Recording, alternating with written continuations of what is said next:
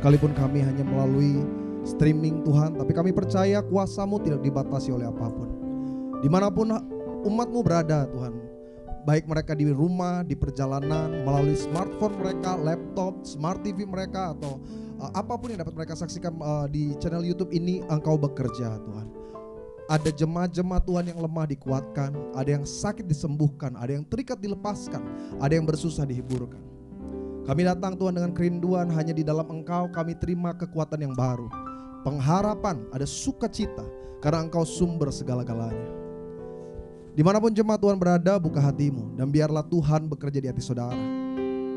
Karena segala puji, segala hormat, segala kemuliaan kami bawa hanya di hadapan mezbah-Mu Tuhan. Sebentar kami siap diajar, dididik, ditegur dan diperbaharui. Berkati Tuhan, melalui Kana Family Church ada hal-hal yang baru yang dapat kami mengerti tentang rencana Tuhan. Bahkan khususnya bagi jemaat Tuhan yang sedang mengalami dampak hidup yang buruk akibat pandemi atau resesi ekonomi atau masalah apapun Tuhan. Karena kami percaya rancangan-Mu bukan kecelakaan, rancangan-Mu damai sejahtera. Seberat apapun kami imani selalu happy ending di dalam Tuhan. Karena itu Tuhan, seperti tema yang sedang diusung di minggu ini, kami akan belajar tentang doa. Sesuatu yang kami mengerti sejak kecil, tapi mungkin itu hilang di hari-hari kami kemarin Tuhan, di mana kami mulai mengalami kejenuhan. Tapi hari ini firman Tuhan kembali meneguhkan kami, bagaimana kami akan melihat kuasa dan janji Tuhan. Karena ayat firman-Mu berkata, doa orang benar besar kuasanya. Kami percaya Tuhan, Engkau bekerja dimanapun umat-Mu menyaksikan live streaming ini. Sedang duduk, berdiri atau berbaring, Engkau memberikan jamaah yang baru. Hamba berdoa Tuhan, kuduskan lidah bibir hamba. Kata kalimat, ucapan, ayat, poin dan bagiannya hanya berasal daripada-Mu. Karena umat-Mu tidak butuh nasihat manusia. Mereka tidak butuh kata-kata kekuatan manusia. Mereka butuh isi hati Tuhan. Agar kekristenan kami terus dibangun di dalam dasar firman. Dan setiap kita jemaat Tuhan dimanapun kau berada yang siap diberkati, bersama-sama kita katakan amin. Haleluya, puji Tuhan. Terima kasih buat tim worship dari Kana Family Church sudah membuka ibadah kita dengan puji-pujian yang luar biasa. Dan kita akan masuk ke dalam kebenaran firman Tuhan. Saya mau menyapa setiap saudara yang menyaksikan live streaming ini, baik melalui smartphone, laptop, saudara lihat dari tablet saudara atau dari smart TV. Saya mau ucapkan shalom. Senang sekali kita kembali berjumpa dalam ibadah raya dari Kana Family Church. Kembali saya dipercaya oleh gembala jemaat kita Bapak Stefan Nurbayan untuk dapat menyampaikan kebenaran firman Tuhan. Dan seperti yang sudah disampaikan kepada saya, Pak Sinyo katakan, Pak Yebi tolong sampaikan tentang doa. Kita akan bahas satu ayat saja sebagai pembuka pada kebenaran firman Tuhan di sore hari ini. Filipi pasal yang pertama ayat yang keempat. Jemaat Tuhan yang gak pegang Alkitab atau mungkin Alkitab saudara pakai aplikasi, saudara gak perlu bingung. Karena di layar ini tim media akan bantu memunculkan ayat yang saya akan bacakan. Filipi pasal yang pertama ayatnya yang keempat. Dan hari ini tema khotbah saya adalah sukacita di dalam doa. Sama-sama jemaat Tuhan di rumah katakan sukacita. Sama-sama bilang sama saya doa. Filipi pasal yang pertama ayat yang keempat. Sudah di sana? Dan inilah firman Tuhan bagi setiap kita di sore hari ini. Dan setiap kali aku berdoa untuk kamu semua, kata Paulus apa di kalimat terakhir? Aku selalu berdoa dengan apa? Sukacita. Nah, ini ayat yang menarik dan ini menjadi pembuka dari kebenaran firman Tuhan. Karena Rasul Paulus mengatakan kepada jemaat Filipi tentang bagaimana ia berdoa dan mereka doa dan dia doa dengan sukacita. Saudara, fakta yang menarik dari ayat yang saya ambil ini adalah bahwa Paulus menulis ini bukan dalam keadaan yang baik. Di ayat berikutnya Paulus menegaskan bahwa dia sedang ada dalam satu tempat yang mengerikan, namanya penjara. Dan penjara yang dimaksud pada masa itu sangat berbeda dengan konsep penjara pada masa kini. Karena penjara pada masa itu yang namanya kematian, penyiksaan, hal-hal yang menakutkan bagi manusia itu sangat dekat sekali. Dan mungkin itu yang disaksikan oleh Paulus setiap hari. Bukan cuma dia lihat, mungkin itu yang mengintimidasi dia. Tentara mulai datang dan berkata, engkau akan menyebarkan Injil, engkau menyebarkan kebenaran, engkau akan mati di tempat ini. Tapi yang menarik, di tempat yang paling menakutkan sekalipun, Paulus berkata, aku selalu berdoa dengan sukacita. Nah saudara, sukacita adalah salah satu sikap hati yang terkandung dalam jiwa seseorang. Ada banyak hal yang membuat seseorang bisa sukacita. Saya mau tanya sama jemaat Tuhan yang di rumah, pokoknya dalam hati juga boleh, karena saya juga gak ngelihat saudara. Biasanya yang mempengaruhi sukacita kita tuh apa? Iya, hepeng ya kan? Ya, emang beda, orang ada duit, gak ada duit sukacitanya beda. Kalau di gereja itu, kalau bulan pertama, kangen ya gereja ya, aduh. Saya tuh kalau khotbah kayak gini tuh lihat wajah jemaat tuh ketahuan gitu. Dari tepuk tangannya juga kelihatan mana yang ada duit, mana yang gak ada duit, mana yang berharap dapat duit itu kelihatan.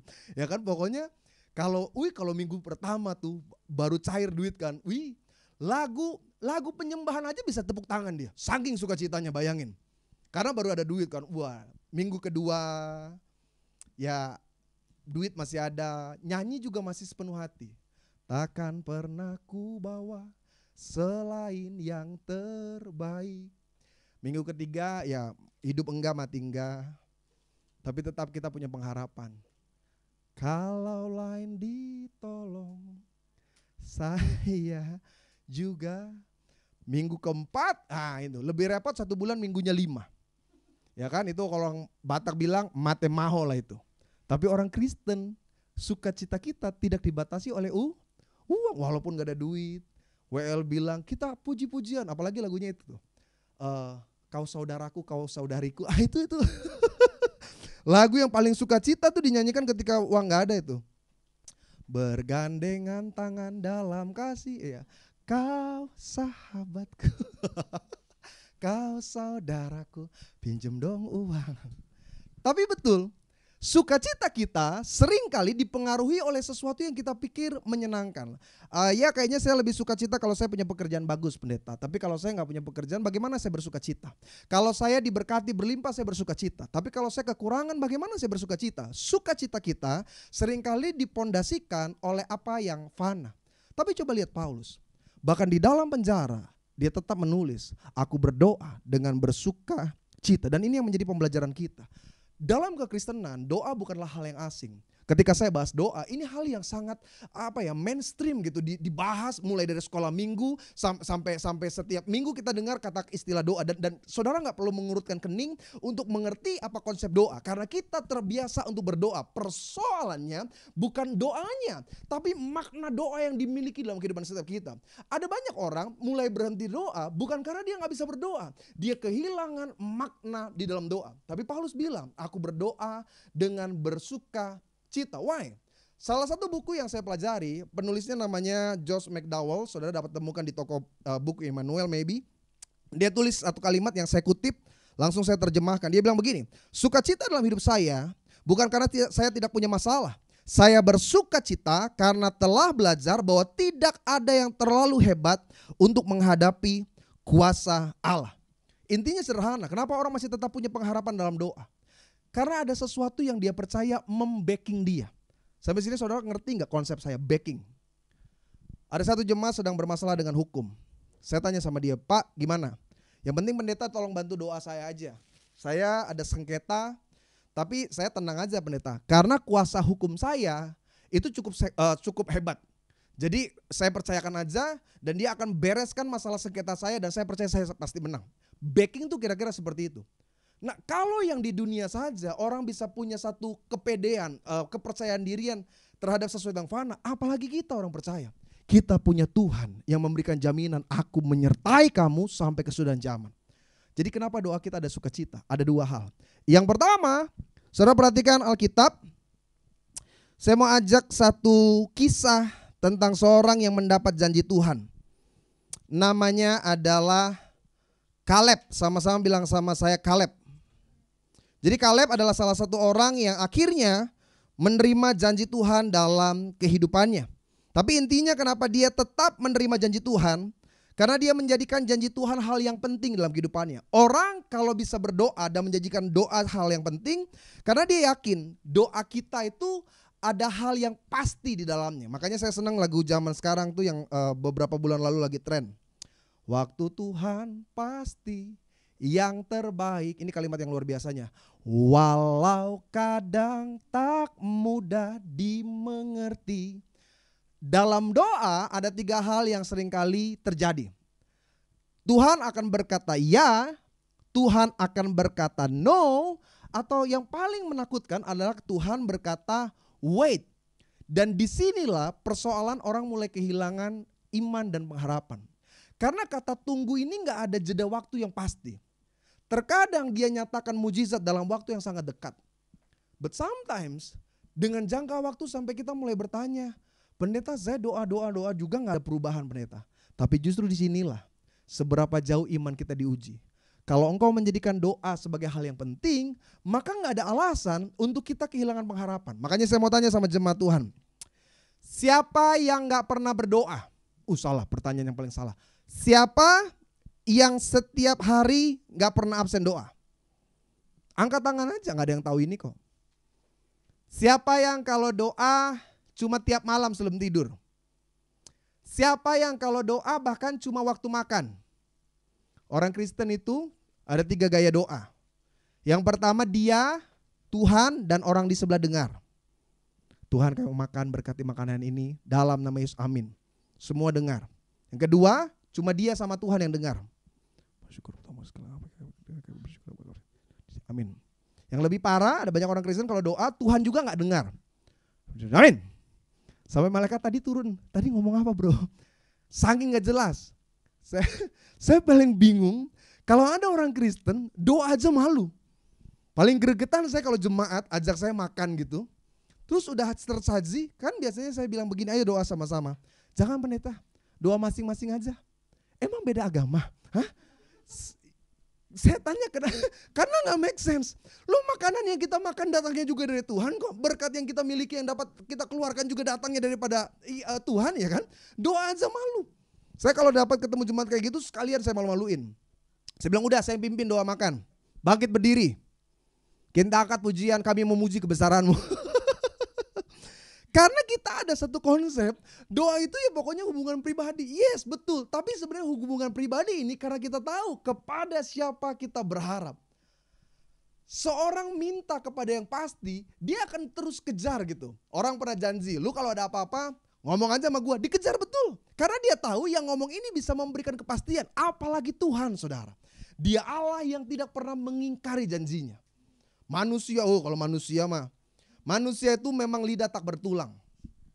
Pokoknya kalau ngomong hari ini, dia bisa lupa bukan besok, berapa menit kemudian. Makanya saya suka bilang sama anak-anak muda, lu kalau pacaran, kalau lagi seneng, laki tuh gampang janji. Yang perempuan wajib bawa nota sama materai. Karena dia kalau lagi seneng dia bisa janji. Sayang, tidak akan ada lagi wanita lain dalam hidupku. Catat tanggalnya berapa. Pakai materai, kalau perlu ada saksi hidupnya. Nanti waktu mau menikah dibacain ulang. Itu manusia. Tapi kalau Tuhan berjanji, dia tidak akan pernah Jadi waktu saudara dengar Tuhan berkata, aku memberkati, yes, dia pasti memberkati. Waktu dia berkata, aku sembuhkan, apapun yang terjadi, bahkan sekalipun vonis berkata, it's impossible, Tuhan pasti genapi. Tapi yang menjadi persoalan saya dan saudara adalah bagaimana kita menanti janji Tuhan, iya dan amin akan terjadi. Melalui apa? Doa. Makanya Yesus bilang, jangan jemu-jemu. Satu kali Alkitab bercerita tentang seorang tokoh namanya Kaleb. Sebelum dia masuk ke tanah perjanjian, karena kan cuma 2 orang, Yosua dan Kaleb. Nah, Tuhan berjanji, aku akan memberikan salah satu bagian di tanah perjanjian bagi engkau dan bagi seluruh keturunanmu. Nah, Alkitab bilang di dalam Yosua bahwa Kaleb itu sudah tua, sudah umur 80 tahun lebih dan janji Tuhan belum tergenapi. Maka dia mulai berkata kepada Yosua, bukankah engkau ingat perkataan Tuhan di hadapan setiap kita sebelum kita memasuki tanah perjanjian? Kaleb gak hilang harapan, Kaleb gak mengalami putus asa. Dia bahkan sudah menanti selama 80 tahun sampai akhirnya dia harus mendapat tanah perjanjian itu. Tapi apakah dia kecewa? No, dia tunggu 40 tahun lebih saudara. Ada banyak kita, jangankan tunggu 40 tahun. Baru 1-2 hari doa gak dijawab aja udah mulai putus asa. Baru 1-2 minggu gak ada perubahan aja kita mulai bilang di mana engkau Tuhan. Apalagi Tuhan suruh tunggu bulan demi bulan. Ada satu kesaksian, saudara dapat temukan itu nanti di jawaban.com.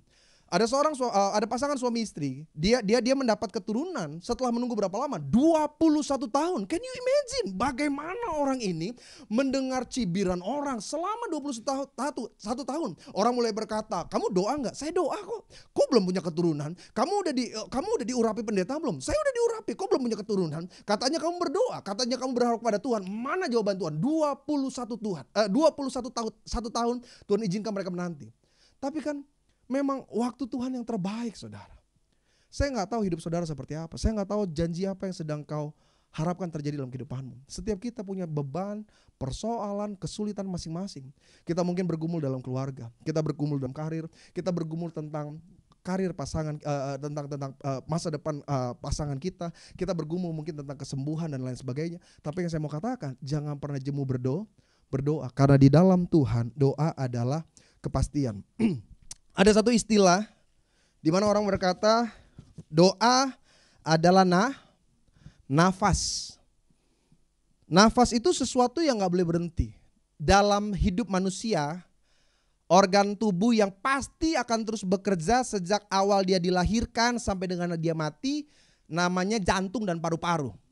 Secapek-capeknya kita, jantung dan paru-paru akan tetap bekerja. Ada yang paru-parunya pernah istirahat? Gue capek banget nih nafas nih. Paru-paru gue kayaknya bengkak nih. Break sebentar mati. Ya kan? Gak ada orang istirahat paru-paru tuh gak ada.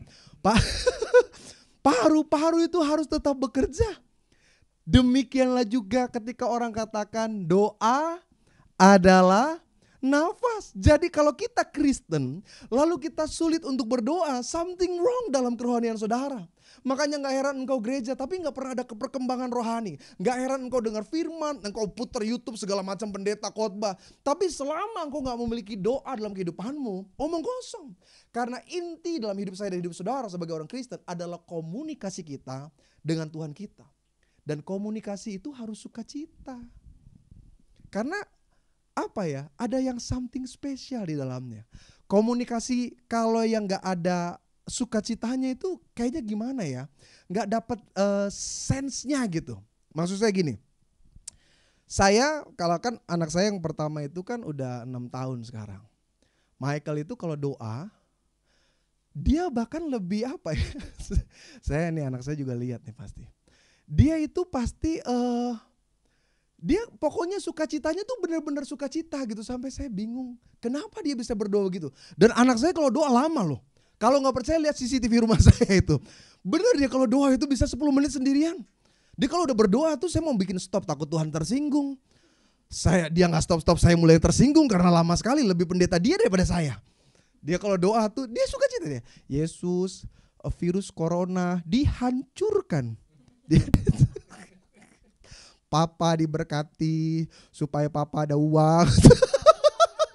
Mama diberkati supaya asinya banyak.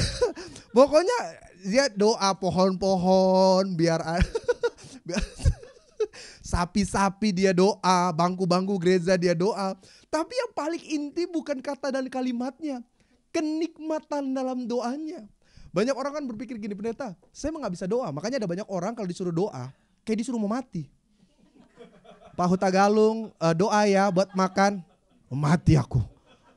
Nggak bisa doa aku nih semalam bergadang aku nggak sempat nih suaraku nggak bagus nih sekarang. Siapa yang nanya dia malam ngapain ya kan? Orang suruh dia doa. Tapi betul loh ada orang di gereja suruh doa besok dia keluar dari gereja itu karena dia rasa beban. Banyak kita berpikir doa adalah sebuah kesempurnaan. Saya sering bahas ini kepada jemaat Tuhan. Perhatikan baik. Ada banyak orang berpikir doa itu susunan kata kalimat yang tepat gitu. Ada orang kalau berdoa bagus dan dia punya skill dalam berucap, dalam berkata-kata tuh pokoknya kayak kamus besar bahasa Indonesia. Kemegahan-Mu Tuhan terbesar, bumi adalah pijak kaki-Mu, langit adalah tahta-Mu, oh Tuhan, asma-Mu kesebut. Sampai orang yang gak ngerti bilang, oh Tuhan asma.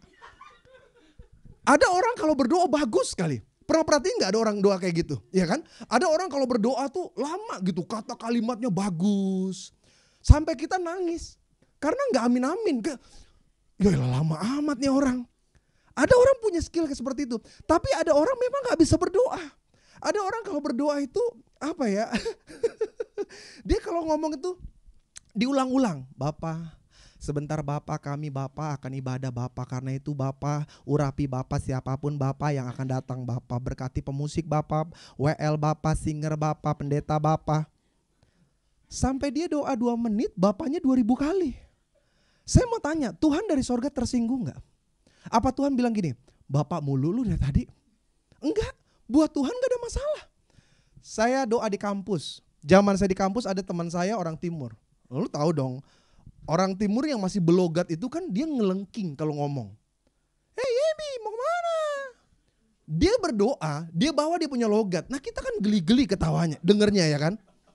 Disuruh sama dosen, kamu pimpin doa sebelum kita belajar. Baik Pak.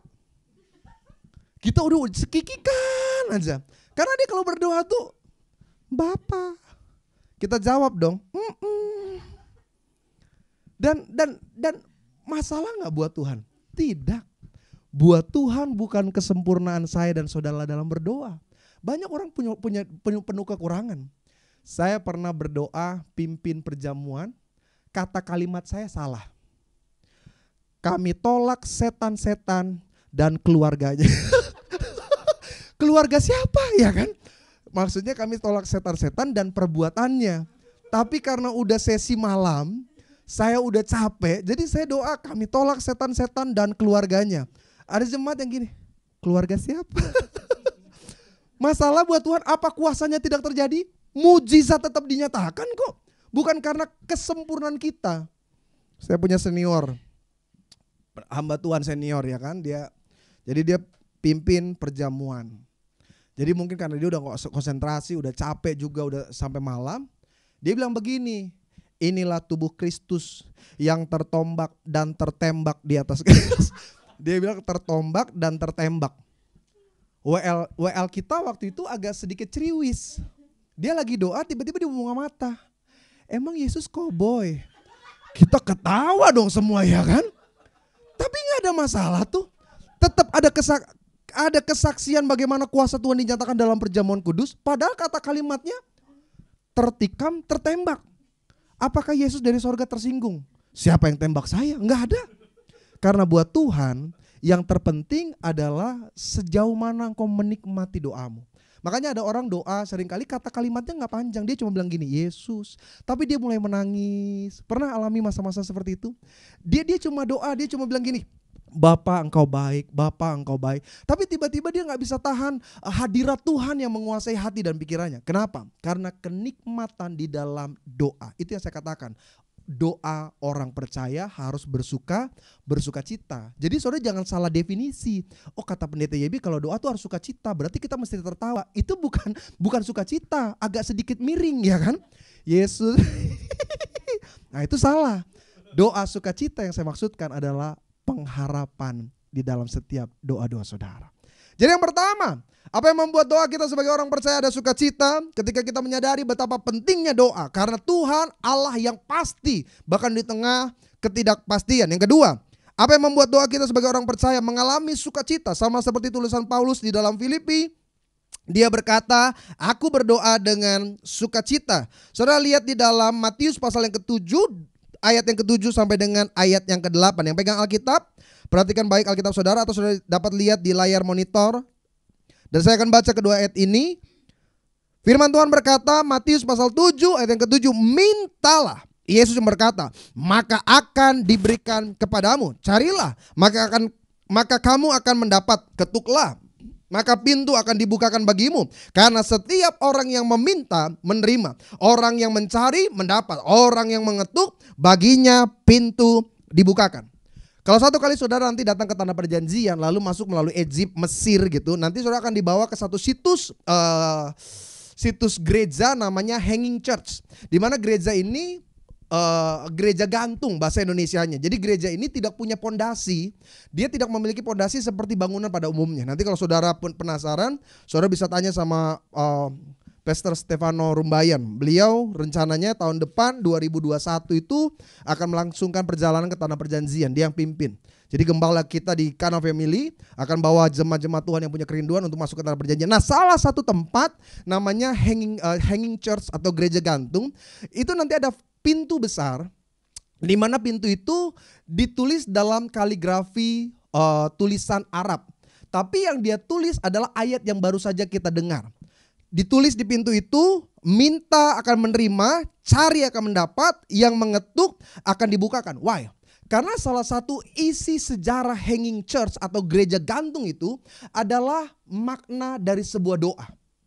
Pak, Bu, kalau kita menyadari seberapa besarnya Dia Allah yang menjawab, tidak ada keraguan, tidak ada kejenuhan, tidak ada rasa bosan dalam doa. Kenapa orang berhenti berdoa? Salah satunya karena kita ngerasa nothing happen, pendeta. Saya udah doa sampai berdosa saya. Gak ada perubahan. Saya udah memperkatakan every day. Tapi gak ada satupun yang terjadi dalam kehidupan saya. Disinilah titik dimana engkau gak menyadari seberapa besar Tuhan yang mampu menjawab doa-doa kita. Pak, Bu, segala sesuatu yang dilakukan tanpa kepastian pasti mendatangkan kebosanan. Dan orang bosan, dia tidak jauh dari rasa kebimbangan. Dan apa yang Alkitab katakan tentang doa yang bimbang? Orang bimbang jangan berharap sesuatu yang baik. Begitu juga dalam doa. Ada banyak kita doa, mulut kita bilang begini, Tuhan berkati. Tapi kalau mau jujur, hati kita bilang gini, masa sih Tuhan jamah suamiku. Aku percaya engkau sanggup ubah suamiku. Tapi hati kita bilang begini, kayaknya mustahil. Karena seringkali gak make sense. Doa kita cuma sekedar harafiah gitu. Tapi hati kita gak punya ketetapan hati yang kuat. Orang-orang yang punya sukacita dalam doa, karena dia yakin seburuk apapun, bahkan semustahil apapun yang dia perkatakan, bagi Tuhan tidak ada perkara yang, makanya ada kesaksian-kesaksian yang luar biasa. Bagaimana orang lumpuh jalan, bagaimana orang tuli mendengar, orang bisu berbicara. Saya punya kesaksian yang gak akan pernah saya lupa. Tahun 2005, saya pertama kali mission trip ke Bali. Jadi waktu itu saya masih mahasiswa teologi. Lalu saya ke Bali. Singkat cerita, di hari itu saya datang ke daerah lapangan bola Ngurah Rai. Di lapangan bola itu kuat sekali dorongan hati saya gitu. Roh Kudus tuh mengajak saya untuk doain orang. Tapi saya mau doain siapa? Dan apa jaminan kalau saya berdoa bagi mereka? Ada keraguan jujur dalam hati saya. Jadi waktu dorongan itu datang, ada hasrat dari Tuhan untuk saya doain, saya tolak terus. Saya bilang masa sih. Sampai akhirnya karena gak tahan, saya takut nanti Tuhan marah gitu kan. Jadi saya pikir udah saya doain. Saya lihat ada kumpulan anak muda, cuma sekitar 4 atau 5 orang, saya lupa. Mereka lagi sama-sama dan saya lihat sekelilingnya sepi. Karena sepi saya datang. Pas saya deket dia lagi begini-begini nih. Saya pikir anak break dance. Ternyata mereka itu tuli. Jadi mereka komunikasi dengan kan kalau orang tuli pasti gak bisa bicara. Sulit untuk menyampaikan kata kalimat yang normal. Jadi dia pakai bahasa isyarat. Bayangin dong ngomong sama mereka mau doain gimana. Jadi saya datang.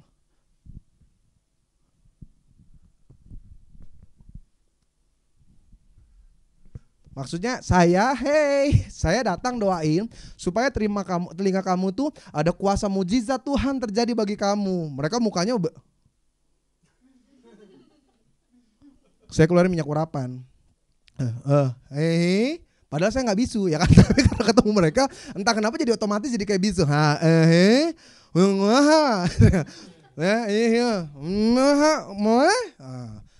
4 ragu, 4 gak mau.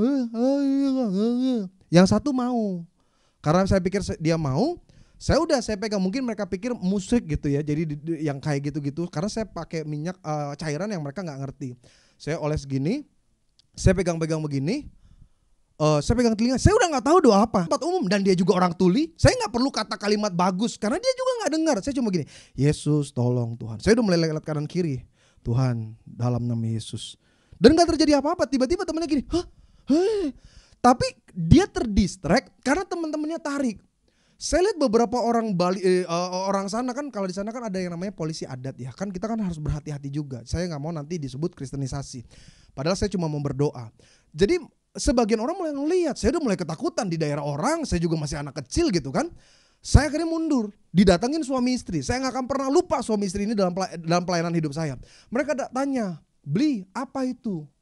Saya bilang, Ini minyak Gusti, saya bilang. Ini minyak Gusti, Gusti Allah dari sorga. Oh, beli tadi ngapain? Oh iya, saya cuma oles aja. Karena saya takut dia tanya terus dia salahin saya. Puji Tuhan dia bilang begini, beli, boleh nggak kasih ke suami saya? Suami saya tuli. Jadi ternyata mungkin di situ ada komunitas orang-orang yang nggak denger. Saya bilang ya boleh. Saya bilang gini, harus percaya ya. Ini minyak Gusti Allah. Saya bilang Gusti Yesus. Saya bilang Gusti Isa. Saya bilang. Jadi harus percaya. Saya keluarin, saya taruh di tangan. Suaminya tinggi besar, pakai jaket motor warna hitam, celana jeans, sendal swallow warna biru. Saya nggak pernah lupa. Dia lebih tinggi dari saya. Jadi waktu saya mau doain, saya bilang begini. Karena kalau terlalu tinggi kan dipikir saya mau upacara bendera kali begini. Jadi saya bilang agak nunduk. Dia begini. Telinganya saya oles. Saya nggak ada kata kalimat lain. Saya cuma bilang begini. Yesus, buka Tuhan dalam nama Yesus. Dalam nama Yesus. 1 menit berlalu, nothing happen. Tuhan, jangan bikin malu Tuhan. Tolong Tuhan. Itu doa dari yang tadinya saya cuma pegang dia punya telinga, sampai saya pijit-pijit kayak terapi gitu. Habis apa lagi yang saya mau buat ya kan?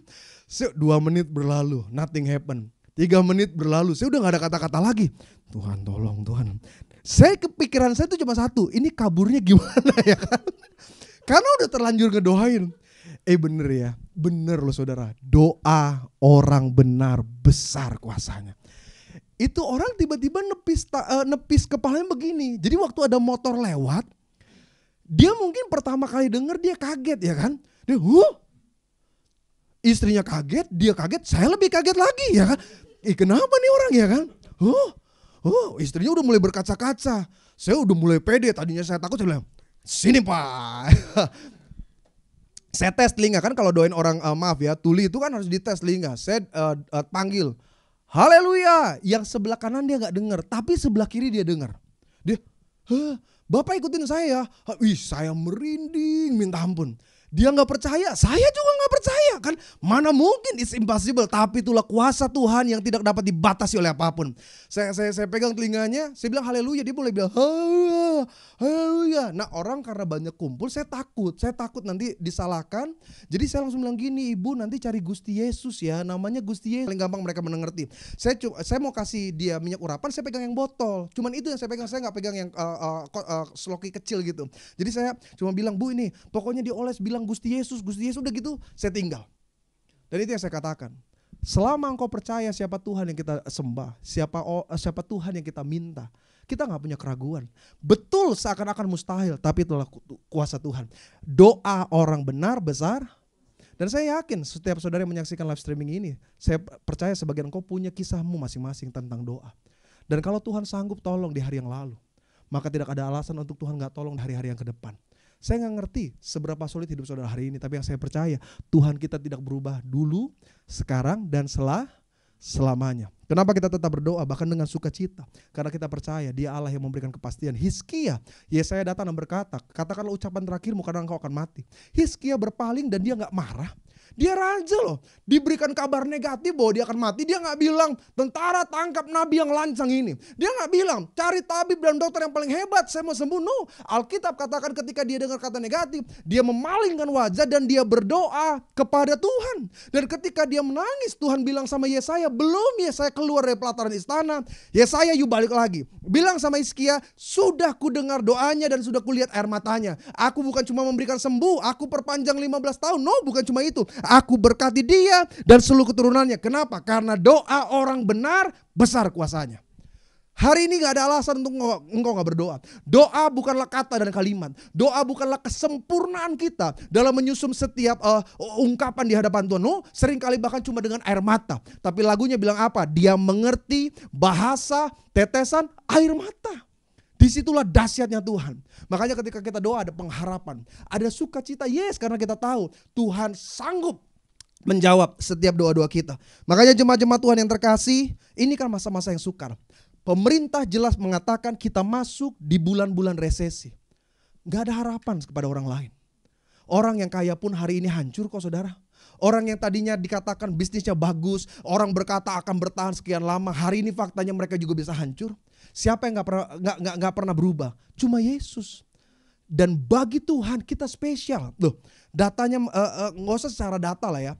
Dari sekian banyak umat manusia, penelitian mengatakan tidak ada satupun manusia yang punya sidik jari sama. Bahkan mereka yang lahir dengan istilah identik, sidik jari mereka bahkan berbeda. Why? Kita spesial di hadapan Tuhan. Spesial ini yang membuat saya yakin Tuhan mau mendengar setiap keluh kesah saudara. Spesial ini yang membuat Tuhan mau menyendengkan telinganya ketika kita berseru dan memanggil, Tuhan tolong aku. Kalau saudara tadi lihat rekan worship leader kita, nah saya biasanya panggil Teh Elis. Nah tadi yang pakai baju merah yang worship leader. Nah nanti mungkin satu kali karena mestinya ini ya nanti teman-teman pelayanan nih mesti diajak wawancara yang pelayan-pelayan di sini aja lah. Karena mereka punya kisah hidup yang luar biasa. Jadi rekan saya ini bukan seorang yang percaya Kristus dari awal lahir. Tuhan proses dengan cara yang luar biasa. Nanti saudara mesti dengar tuh kesaksiannya. Karena waktu saya dengar saya juga terberkati. Keluarganya itu sulit menerima karena latar belakang yang cukup kuat dengan kepercayaan yang lain. Tapi apa yang mengubah semuanya? Doa. Ketika bertemu ada satu momen ya mungkin memang Tuhan udah atur dengan luar biasa. Ketika doa itu mengubah semuanya. Ada pemulihan, ada rekonsiliasi, ada pengampunan, ada ada peristiwa seperti anak yang hilang kembali bertemu dengan bapaknya dan bapaknya yang tadinya punya prinsip yang sangat keras, hari ini bahkan mau didoakan sama gembala kita di Kana Family, datang bersama ibu gembala doa. Why? Karena doa mengubahkan. Andai saja engkau tahu Pak, betapa besarnya kuasa ini, saya yakin usaha seburuk apapun, ekonomi sehancur apapun, ketika engkau berdoa ada pintu yang tertutup tadi mulai terbuka. Ada keluarga-keluarga yang tadi kita bilang kayaknya gak mungkin pendeta. Suami saya udah terlalu jahat sama saya, istri saya selalu terlalu mengecewakan, anak-anak saya kayaknya gak punya masa depan. Tapi ketika ada keluarga yang mau berdoa, disitulah hal-hal yang ajaib akan buat saudara yang bahkan hari ini masih belum punya pasangan. Kita mah kalau searching di Facebook penuh dengan keputusasaan ya kan. Kita setiap cari yang cocok kriteria, kayaknya jauh gitu ya kan. Bener ada hal yang ajaib dan luar biasa. Namanya doa. Saya suka cerita ini kesaksian nyata teman saya dari Surabaya. Jadi yang laki-lakinya teman saya ini asli putra dari daerah Papua. Wanitanya teman saya ini asli putri keturunan Chinese. Lu ngerti dong, firman Tuhan bahkan berkata terang dan gelap tidak dapat bersatu. Ya kan? Dan saya percaya sukar sekali untuk bisa jadi. Tapi kuasa Tuhan berbeda. Jadi teman saya yang Papua ini, itu temannya, dia pasti nonton nih video ini. Jadi saya bilang gimana? Ya Bapak, saya pikir nanti kalau saya doa itu Tuhan itu pasti jawab. Ya, kan orang Papua itu kalau ngomong tuh lembut loh saudara. Pernah ketemu Papua asli, lembut enak dia mendayu gitu. Bapak, stop tipu-tipu Jadi saya tanya gimana? Ya saya cuma bawa dalam doa Bapak. Bisa bayangin gak waktu datang ngapel? Dia datang ketemu si Ling misalnya. Ling yang keluar bapaknya. Owe gak punya utang. Lu ngapain nagih-nagih di sini? Oh tidak Bapak, tidak Bapak. Oh, tidak Bapak, saya mau ketemu Bapak punya putri. Dia bilang kamu dari mana? Kamu gak tahu saya ini punya jurus tanpa bayangan. Tapi betul jadi hari si Ling juga kan teman saya ini, saya gak pakai nama asli lah, nanti saudara langsung searching di Facebook saya. Jemaat suka gitu sih keponya. Saya cerita apa langsung di searching. Abis itu WA saya, Pak namanya si ini ya. Jadi saya pakai nama-nama samaran, tapi ceritanya kisah nyata. Si Ling ini orang Surabaya nih, Chinese Surabaya ini medok sekali, udah medok terus bener-bener kalau bahasa saya tuh pelok gitu ya. Jadi kalau ngomong tuh masih Koko nanti berita begitu nggak gitu. Ya ketemu sama si teman saya yang Papua ini.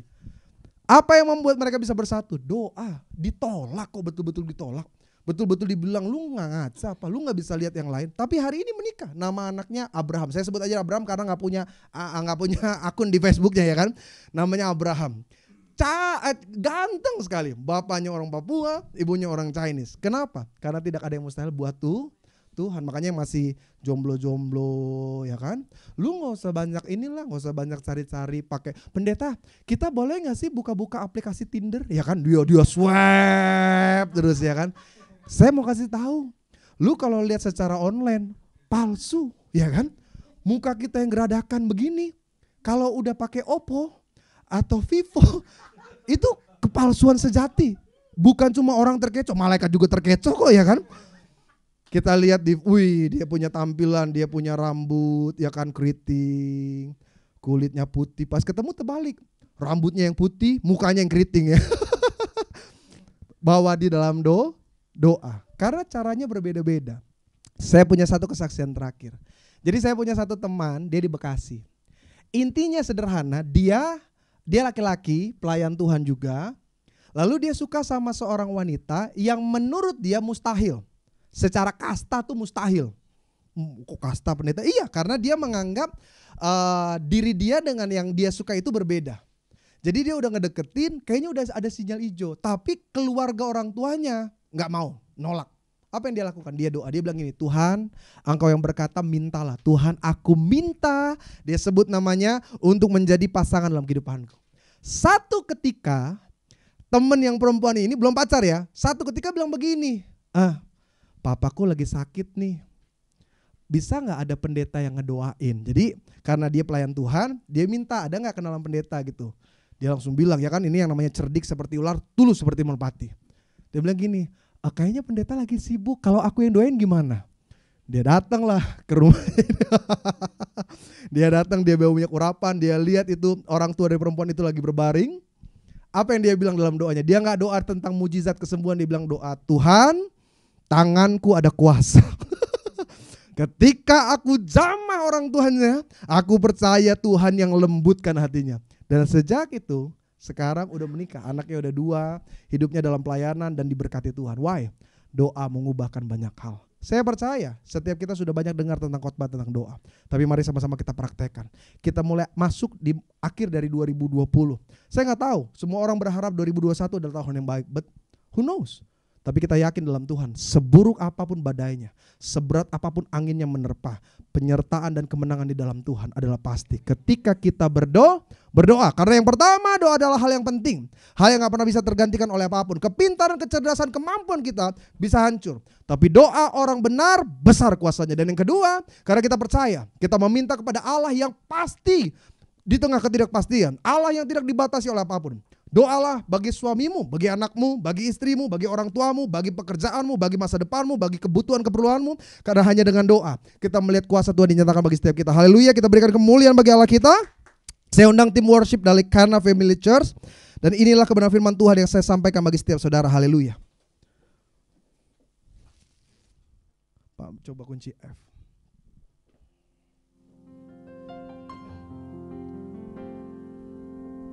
Kunci E deh Pak, terlalu tinggi. Jadi saudara, kalau saudara lihat rekan-rekan Kana Family Church, mereka adalah pelayan-pelayan Tuhan yang juga memiliki pengalaman hidup yang luar biasa. Jadi saya sih mengajak nanti mungkin ada sharing antara pengerja, mungkin dalam bentuk ibadah yang berbeda. Karena seringkali banyak orang terberkati bukan hanya dalam bentuk khotbah, tapi juga dalam bentuk kesaksian. Dan rekan-rekan saya ini adalah orang-orang yang punya kesaksian hidup yang luar biasa dalam kehidupan mereka. Jadi nanti mungkin kedepannya kisah hidup mereka menjadi inspirasi. Bagaimana Tuhan adalah Allah yang menyertai kita sampai dengan kemenangan. Kita tutup mata kita nikmati hadirat Tuhan. Bila kau izinkan sesuatu terjadi. Katakan dengan iman kalimat ini. Ku percaya semua untuk kebaikanku. Amin. Bila nanti telah tiba waktu, ku percaya kuasamu memulihkan. Amin. Sekali lagi dari awal bersama jemaat Tuhan katakan. Bila kau izinkan sesuatu terjadi. Katakan dengan iman, aku percaya Tuhan. Ku percaya semua untuk kebaikanku. Oh, bila nanti telah tiba waktu, ku percaya kuasamu memulihkan. Angkat suara saudara yang di rumah katakan. Waktu Tuhan pasti yang Walau kadang tak mudah lewati cobaan. Amin, amin, amin. Kami mau tetap percaya Tuhan. Waktu Tuhan pasti yang terbaik. Bersama-sama sekali lagi kita katakan, oh waktu Tuhan pasti yang terbaik. Walau kadang tak mudah dimengerti. Ya Tuhan. Katakan lewati cobaan. Ku tetap percaya waktu Tuhan pasti yang terbaik. Hamba arahkan tangan kepada kamera. Siapapun jemaat Tuhan yang menyaksikan live streaming ini Tuhan, ataupun mereka yang mungkin menyaksikan video ini di hari-hari berikutnya, hamba tetap percaya kuasa-Mu bekerja. Berkati dan berikan semangat di hati anak-Mu. Tidak sedikit mereka yang menyaksikan video ini dalam keadaan gusar, mereka yang dalam keadaan tertekan, mereka yang sedang putus asa, mereka yang bahkan mulai kehilangan pengharapan. Tapi hari ini Tuhan, kami belajar hal yang paling sederhana, ucapan dari Paulus. Aku selalu berdoa dengan bersukacita. Paulus menulis dalam penjara, dengan tekanan dia akan dihukum mati. Tapi mengapa dia bisa berdoa dengan sukacita? Karena yang pertama, Paulus tahu doa adalah hal yang tidak terpisahkan, hal yang penting.